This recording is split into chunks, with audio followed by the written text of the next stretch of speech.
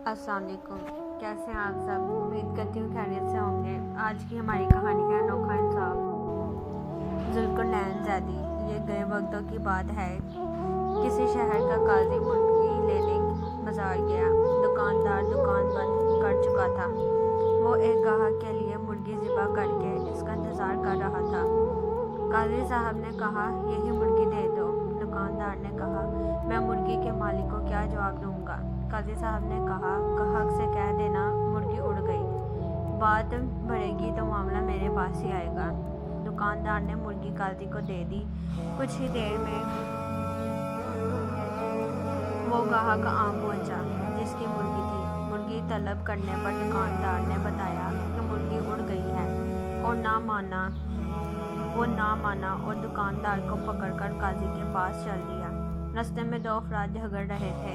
दुकानदार बच बचाओ कराने लगा तो इसकी उंगली लड़ने वालों में से एक शख्स की आंख में लग गई।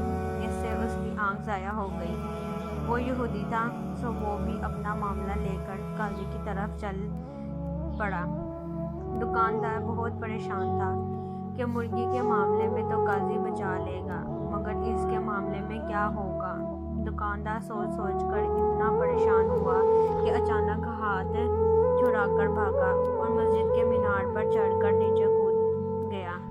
नीचे एक बूढ़ा शख्स खड़ा था। दुकानदार सीधा इस पर गिरा और वो बूढ़ा शख्स वहीं मर गया। मरने वाले बूढ़े शख्स के बेटे ने दुकानदार को पकड़ लिया। जब इसे पता चला कि इस दुकानदार को काजी के पास पेशी के लिए ले जाया जा रहा था तो वो भी साथ हो लिया। मामला काजी की अदालत में पहुंचा तो सबसे पहले मुर्गी वाले गाहक ने अपना मुकदमा दर्ज करवाया। मैं मुर्गी ज़िबा करवा कर गया था। अब दुकानदार कैसे कह रहा है कि मुर्गी उड़ गई। भला मरी मुर्गी कैसे उड़ सकती है। काजी ने मुद्दई को गुस्से से देखा और कहा क्या मरने के बाद दोबारा जिंदा होने पर तुम्हारा ईमान नहीं है। यह सुनकर वो डर गया कि कहीं कुफर का फतवा ना लग जाए। इसने कहा, बिल्कुल, मैं मरने के बाद दोबारा जिंदा किए जाने पर यकीन रखता हूँ। काजी ने जवाब दिया, तो मुर्गी के जिंदा होने पर क्यों यकीन नहीं रखते हैं। बेचारा क्या करता। काजी के सामने फैसला तस्लीम करने के सिवा और कोई चारा भी नहीं था। अब काजी के पास दूसरा मुकदमा था कि दुकानदार ने एक यहूदी की आंख फोड़ दी थी और यहूदी कसास का तलबगार था।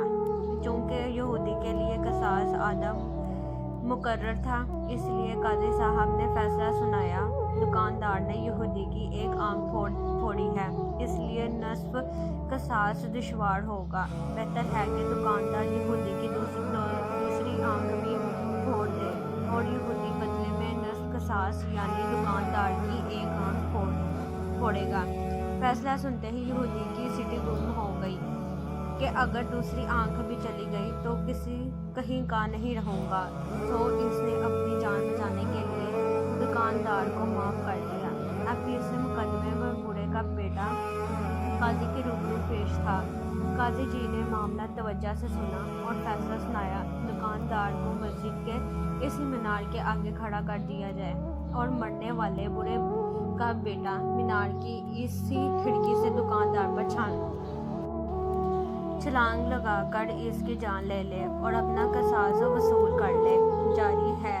बूढ़े के बेटे ने कहा, काजी साहब, अगर दुकानदार ज़रा सा भी इधर उधर हुआ तो मेरी अपनी जान भी चली जाएगी। काजी ने जवाब दिया, तुम्हारा बाप भी तो इधर उधर हो सकता था ना।